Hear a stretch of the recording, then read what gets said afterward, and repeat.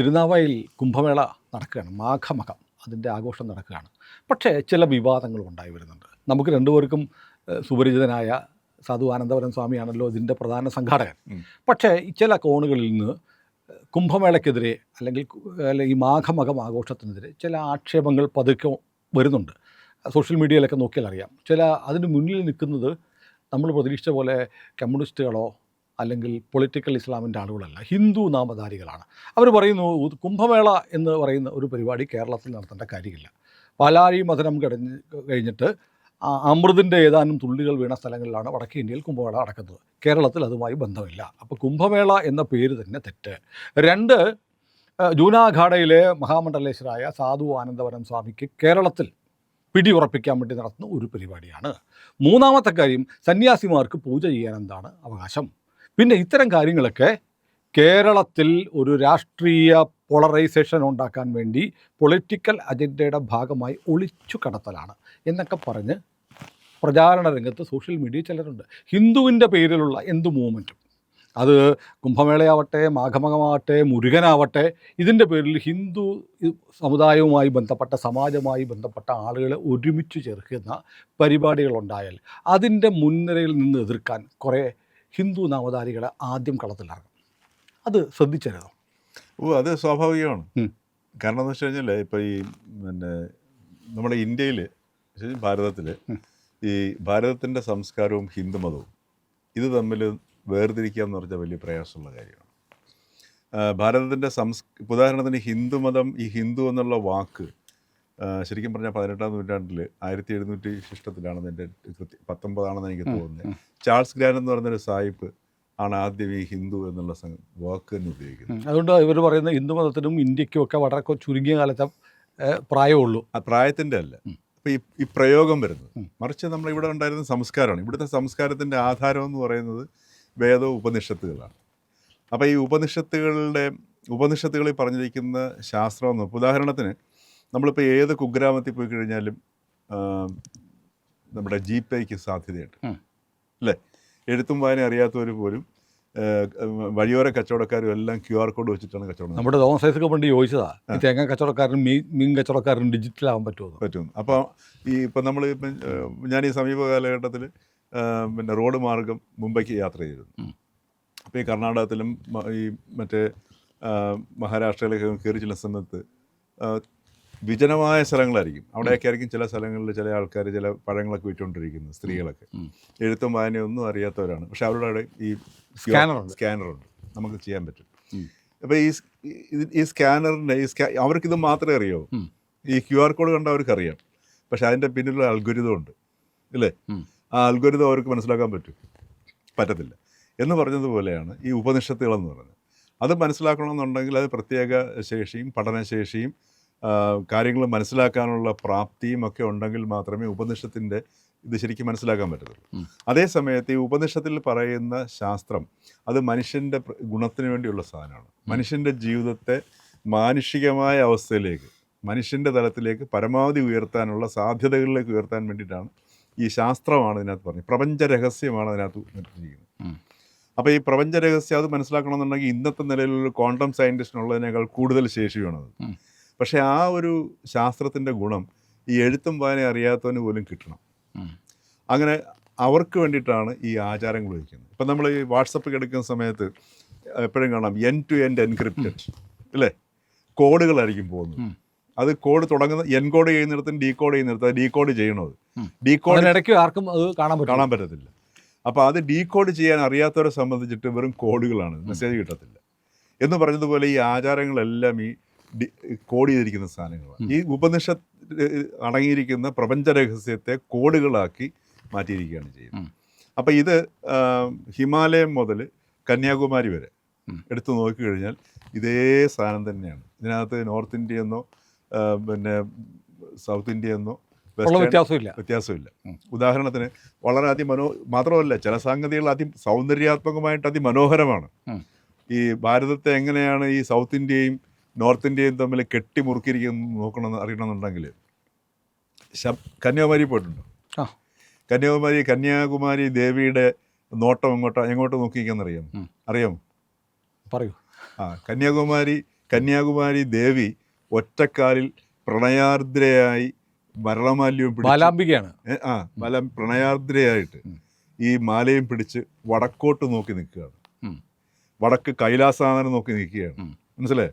അപ്പം അങ്ങ് ഹിമാലയത്തിൽ കൈലാസത്തിൽ ശിവൻ, ആ ശിവനെ കാമിച്ചുകൊണ്ട്, ശിവനെ അർത്ഥിച്ചുകൊണ്ട് പ്രണയാർദ്രയായി വടക്കോട്ട് നോക്കി നിൽക്കുന്ന, അതായത് അങ്ങ് ഹിമാലയത്തിൻ്റെ അവിടെ നിന്ന് ഉരുകി വരുന്ന വെള്ളമാണ് ഈ സമുദ്രമായിട്ട് താഴെ കിടക്കുന്നത്. ദേവിയുടെ പാദങ്ങൾ ഈ വെള്ളത്തിലാണ്. അവിടെ വെള്ളയാണ്, നിറവുമില്ല, മയവുമില്ല, ഒന്നുമില്ല, പച്ചയില്ല, പുല്ലുമില്ല, ഒന്നുമില്ല. പക്ഷെ ഇവിടെ കംപ്ലീറ്റ് വർണ്ണാഭമാണ്. അവിടെ ധവളിമ മാത്രമേ ഉള്ളൂ. അവിടെ ധവളിമ മാത്രമേ ഉള്ളൂ. അപ്പം ഈ രീതിയിലാണ് ഭാരതത്തെ ഈ സാംസ്കാരികമായ വശത്തെ സൗന്ദര്യാത്മകമായിട്ട് കെട്ടിമുറുക്കി വെച്ചിരിക്കുന്നത്. ഇത് പൊട്ടിക്കാൻ പ്രയാസമാണ്.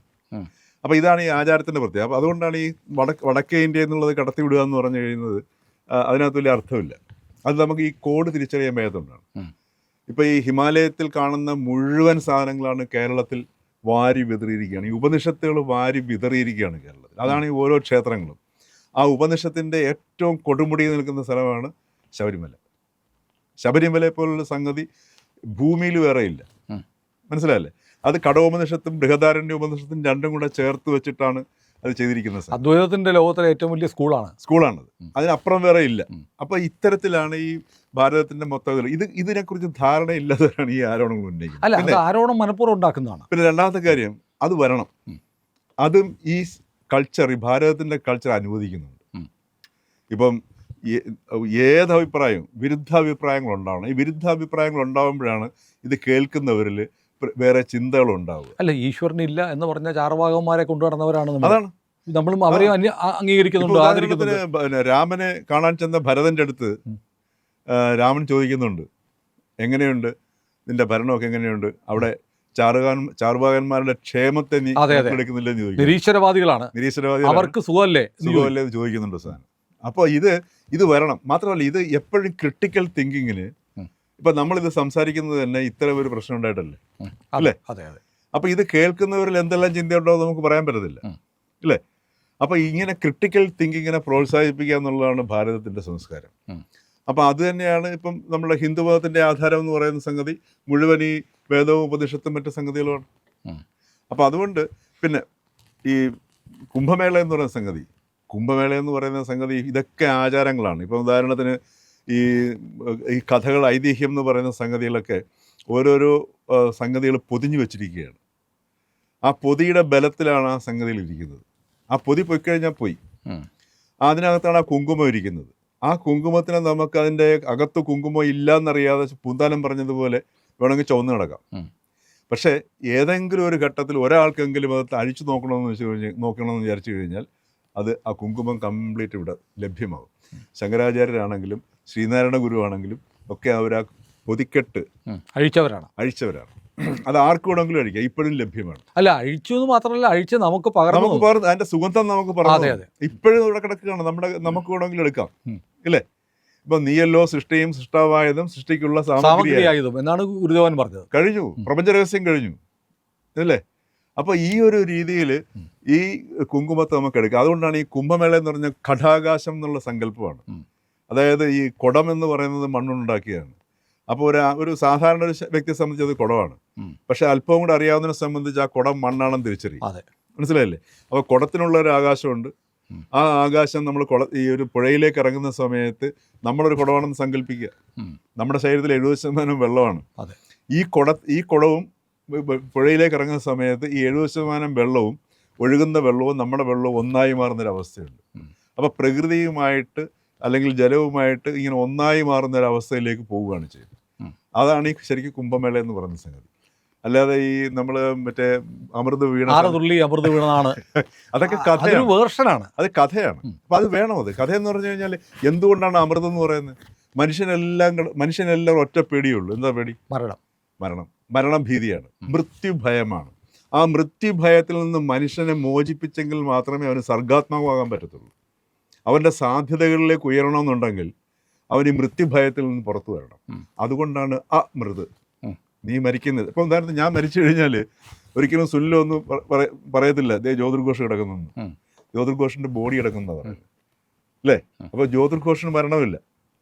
അതെ. അപ്പം ജീവിച്ചിരിക്കുന്ന സമയത്ത് തന്നെ ഞാൻ ഇതിനകത്ത് കിടന്ന് അഹങ്കരിക്കാതെ എനിക്ക് മരണമില്ലാത്ത, എൻ്റെ പരിധികളില്ലാത്ത ഒരു വ്യക്തിയാണ് ഞാൻ, ടൈംലെസ് ആണെന്നുള്ളൊരു അറിവിലേക്ക് വരും.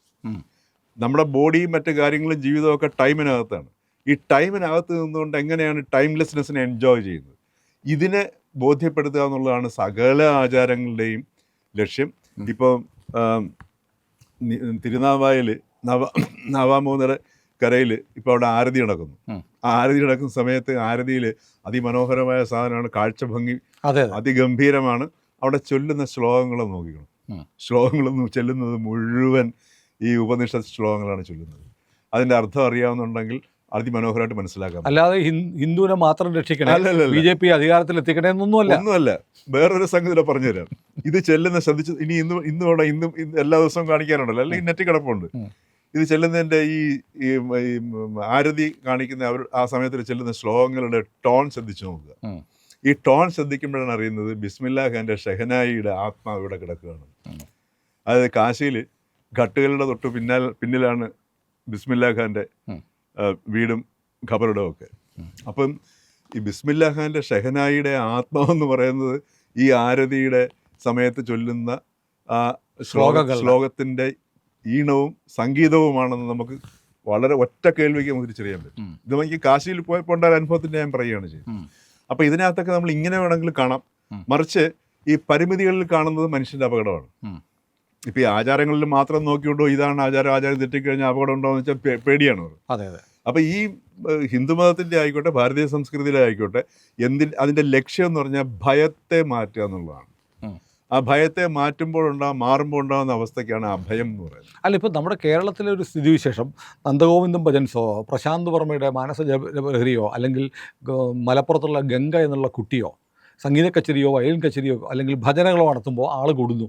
അത് പൊളിറ്റിക്കൽ അജണ്ടയുടെ ഭാഗമായി സംഘപരിവാർ രാഷ്ട്രീയം ഒളിച്ചു കടത്തലാണ്. അല്ലെങ്കിൽ തിരുനാവായിൽ മാഘമകം നടക്കുന്നു, അത് സംഘപരിവാറിനെ സഹായിക്കാനാണ്. അല്ലെങ്കിൽ മുരുകൻ്റെ പേരിൽ ആളുകൾ സംഘടിപ്പിക്കുന്നു, അത് ഈ പറഞ്ഞ പോലെ സംഘപരിവാറിനെ സഹായിക്കാനാണ് എന്ന് പറയുന്ന ഒരു രാഷ്ട്രീയ പ്രചാരണമുണ്ട്. അതിനെന്തായിരിക്കും കാരണം? ഇവർ ഭയപ്പെടുന്നുണ്ടോ? അതിൻ്റെ കാരണം എന്ന് വെച്ചാൽ നമ്മളുടെ ഇപ്പോൾ ഇത് ഇഷ്ടപ്പെടാത്ത, ഇതിനെ എതിർക്കുന്ന വ്യക്തികളുണ്ടാവും. അവരുടെ ഒരു നറേഷനാണ്. ആ നറേറ്റീവ് ശക്തി പ്രാപിക്കുക. അല്ല, ഹിന്ദു ജാതിക്കും മതത്തിനും അപ്പുറത്ത് ഒന്നിക്കുന്നു എന്നൊരു ഭയമുണ്ടെന്ന് തോന്നുന്നു. ഭയത്തെ സ്വാഭാവികമായിട്ട് രാഷ്ട്രീയമായിട്ട് ചിന്തിച്ച് ഇതിനെ രണ്ട് രീതി ചിന്തിക്കാം. ഒന്ന് രാഷ്ട്രീയവും അധികാരമായിട്ട് ബന്ധപ്പെടുത്തി ചിന്തിക്കാം. മറ്റൊന്ന് ഇത് മുമ്പോട്ട് വയ്ക്കുന്ന ഈ ആചാരങ്ങളും ഏത് തന്നെ ആചാരം ആയിക്കോട്ടെ അത് മുമ്പോട്ട് വയ്ക്കുന്ന ആ ഒരു തത്വത്തിലേക്ക് നമുക്ക് നോക്കാം. രണ്ട് നോട്ടങ്ങളും നോക്കാം. അത് നോക്കുന്ന വ്യക്തികളുടെ പ്രാപ്തിയും കഴിവും അനുസരിച്ചിരിക്കും. അപ്പം ഇതിപ്പോൾ ഒരു മറ്റുള്ളൊരു ഭീഷണി അല്ല, ഇത് എന്താ പറയുക, ഇത് ഒന്നിച്ചു പോകും എന്നൊക്കെയുള്ള അവിടെ പേടിയാണ് വർക്ക് ചെയ്യുന്നത്. പേടി വർക്ക് ചെയ്യുന്നവർക്ക് യാതൊരു രക്ഷയില്ല. അല്ല, ഹിന്ദു മതത്തിൻ്റെ പേരിലോ രാഷ്ട്രീയത്തിൻ്റെ പേരിലോ ഹിന്ദു സംഘടിച്ചാൽ എന്താ കുഴപ്പം? ഞാൻ പറഞ്ഞത് എന്തിനാണ് കുഴപ്പമുണ്ടാവുന്നത്? എന്താണ് കുഴപ്പം? അതാണ് ചോദ്യം. ഭയം എന്തിനാണ്? അല്ല, അത് ബാക്കി എല്ലാവർക്കും ആകാം. അവിടെയാണ് ഈ പ്രശ്നം വരുന്നത്. ഈ ഭയം വരുന്നത് നമ്മൾ ക്രിയേറ്റീവ് അല്ലാതാകുമ്പോഴാണ്. ഉദാഹരണത്തിന് മറ്റൊന്നിനെ പേടിക്കുന്ന സമയത്താണ് നമ്മൾ ഭയം വരുന്നത്, അല്ലേ? അപ്പോൾ ഭയം വരുന്നത് വ്യക്തി അജ്ഞതയിൽ നിന്നാണ് വരുന്നത്. അത് ഏത് പാർട്ടി സംഘടിപ്പിച്ചു കഴിഞ്ഞാൽ ഏത് സമൂഹം സംഘടിച്ചു കഴിഞ്ഞാലും പേടി വരുന്നുണ്ടെന്നുണ്ടെങ്കിൽ അത് അജ്ഞതയിൽ നിന്നാണ്, ദൗർബല്യത്തിൽ നിന്നാണ്. അപ്പം ദൗർബല്യമാണ്. അപ്പോൾ ആ ദൗർബല്യത്തിൽ നിന്ന് രക്ഷപ്പെടുമ്പോൾ മാത്രമേ നമുക്ക് സർഗാത്മകതയും നമുക്ക് മനുഷ്യൻ്റെ സാധ്യതയും ഉയരത്തുള്ളൂ. ഇപ്പോൾ വിവേകാനന്ദൻ, എന്തുകൊണ്ട് വിവേകാനന്ദൻ 39 വയസ്സിൽ പണിയും എല്ലാം കഴിഞ്ഞു അദ്ദേഹം സ്ഥലം കാലിയാക്കി? ധൈര്യം, അല്ല ഒന്നുമില്ല. ആചാര്യസ്വാമികൾ എല്ലാവരും, ശ്രീനാരായണ ഗുരു, ചട്ടമ്പി സ്വാമികൾ, ഇവരെല്ലാവരും ഈ പറഞ്ഞതുപോലെ ഭയത്തെ അതിജീവിച്ച വ്യക്തികളാണ്, അല്ലേ? അതുകൊണ്ടാണ് അവരുടെ സർഗാത്മകത തെളിഞ്ഞത്. അപ്പോൾ അതിനകത്ത് ഈ ഒരു സംഗതി നടക്കുന്ന സമയത്ത് എന്തെങ്കിലും ഇതിനകത്തൊരു സംഗതികൾ കാണുകയോ കാണാതിരിക്കുകയോ ഒക്കെ ചെയ്യുന്ന ഓരോ വ്യക്തികളുടെ കാഴ്ചപ്പാടാണ്. അത് രാഷ്ട്രീയമായിട്ട് കണ്ടു കഴിഞ്ഞാൽ ഇതിനെയൊക്കെ രാഷ്ട്രീയമായിട്ടും കാണാം. പക്ഷേ ഒരു കാര്യം സത്യമാണ്, നമ്മൾ സൂക്ഷ്മമായി നിരീക്ഷിച്ചാൽ കേരളത്തിൽ ഒരു ഹിന്ദു ഉണർവ് പുനരുജ്ജീവനം ഉണ്ടായി വരുന്നുണ്ട്. അത് വരുന്നുണ്ട്. പക്ഷേ അത് ശരിയായ ദിശയിലാണോ അല്ലെന്നുള്ളത് നമുക്ക് അന്വേഷിക്കേണ്ടത്. കാരണം അതിൻ്റെ ആ സംസ്കാരം, ഉദാഹരണത്തിന് വേദത്തിലേക്കും ഉപനിഷത്തിലേക്കുമാണോ ഹിന്ദുക്കൾ തിരിയുന്നതെന്ന് നമ്മൾ ചിന്തിക്കേണ്ടിയിരിക്കുന്നു. അങ്ങോട്ട് തിരിയുമ്പോഴാണ് ഇന്നത്തെ ഈ ആർട്ടിഫിഷ്യൽ ഇൻ്റലിജൻസ് യുഗത്തിൽ ഈ സംസ്കാരം മനുഷ്യൻ്റെ മുമ്പിൽ സാധ്യത തുറന്നു വയ്ക്കുന്നത്. ഏതായാലും ഭയപ്പെടുത്തുന്നവരും അത് ചെയ്യട്ടെ, ഹിന്ദു അതിൻ്റെ വഴിക്ക് പോട്ടെ. ഇത്രേ ഉള്ളൂ. ഇതിനകത്ത് യാതൊന്നിനെക്കുറിച്ച് ഏത് സംഗതി വന്നാലും ഭയപ്പെടാതിരിക്കുക. ഇത് തന്നെയാണ് ഹിന്ദുമതം പറയുന്നത്. അതെ. ഭയത്തിന് യാതൊരു സ്ഥാനവുമില്ല. ഏതായാലും കേരളത്തിൽ വലിയ ആത്മീയ ഉണർവുണ്ടായി വരുന്നു ഭജന സംഘങ്ങളാണെങ്കിലും അല്ലെങ്കിൽ ഇപ്പോൾ മാഘമകത്തിന് ആയിരക്കണക്കിന് ആളുകളാണ് അങ്ങോട്ട് ഒഴുകി വരുന്നത്.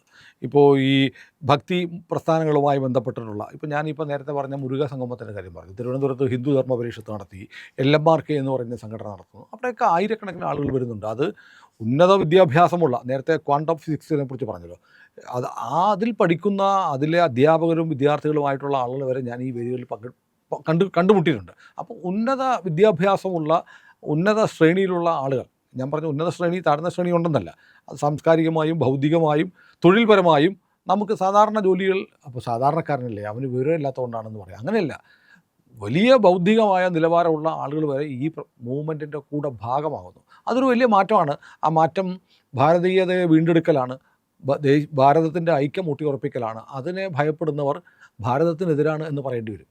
അല്ല, അതാ ഞാൻ പറഞ്ഞത്, ഭയത്തിന് ഇപ്പം എന്താ അടിസ്ഥാനപരമായിട്ട് ഞാൻ ഈ ഭാരതീയ സംസ്കാരത്തെ കാണുന്നത് ഭയത്തിൽ നിന്ന് പുറത്തു വരിക, അതെ, ഭയത്തിൽ നിന്നുള്ള മോചനമാണ്. അതാണ് ലിബറേഷൻ. ആ ലിബറേഷൻ എത്തിക്കഴിഞ്ഞാൽ പിന്നെ നമ്മൾ എന്തിനാ പേടിക്കുന്നത്? അല്ല, ഇരുട്ടിൽ നിന്ന് വെളിച്ചത്തിലേക്ക് കൊണ്ടുപോകും, മരണത്തിൽ നിന്ന് വെളിച്ചത്തിലേക്ക് എന്തൊക്കെയല്ലേ നമ്മുടെ ഒരു അത്രേ ഉള്ളൂ. അപ്പൊ അതിലേക്ക് പോവുക. അപ്പൊ ഇപ്പൊ ഞാൻ ഇതിനെല്ലാം കാണുന്ന സാധനം ഇപ്പൊ ഈ അതെല്ലാം രീതി ഇപ്പൊ സുല്ലു പറഞ്ഞ രീതിയിലുള്ള ഈ ഇപ്പൊ ഇത്രയും പറഞ്ഞ കാര്യങ്ങൾ, ഇപ്പൊ ഉദാഹരണത്തിന് ശ്രീനാരായണ ഗുരു, അദ്ദേഹം മുരുകന്റെ പ്രതിഷ്ഠ പ്രതിഷ്ഠിച്ചിട്ടുണ്ട്. അപ്പൊ ശ്രീനാരായണ ഗുരു ഏത് സങ്കല്പത്തിലാണ് മുരുകനെ പ്രതിഷ്ഠിച്ചിരിക്കുന്നത്? അവിടെ എങ്ങനെയാണ് അത് മുരുകൻ എന്തിനെയാണ് സൂചിപ്പിക്കുന്നത്? ഫോക്കസിങ്ങിനെയാണ് സൂചിപ്പിക്കുന്നത്. ഒരു വ്യക്തി അവൻ്റെ മനസ്സിനെ ഒരു വസ്തുവിൽ അതിൻ്റെ അഗ്രത്തിൽ, ആ മനസ്സിൻ്റെ അഗ്രത്തിൽ ഏകമായ ഒരു കാര്യത്തെ ശ്രദ്ധിച്ചു കഴിഞ്ഞാൽ അവൻ ജീവിതത്തിൽ മുരുകന്റെ ആയുധമായ വേലായുധൻ എന്ന് പറഞ്ഞാൽ ഫോക്കസാണ്. അതുകൊണ്ടാണ് ഏകാഗ്രം, അഗ്രത്തിൽ ഏകം മാത്രം, ഒരു ചിന്ത മാത്രം. അപ്പോൾ ഒരു ഉദാഹരണത്തിന് ഇപ്പോൾ സഞ്ജു സാംസന്റെ മനസ്സിലും ചിന്തയിലും എല്ലാവരും ക്രിക്കറ്റ് മാത്രമേ ഉള്ളൂ, അല്ലേ?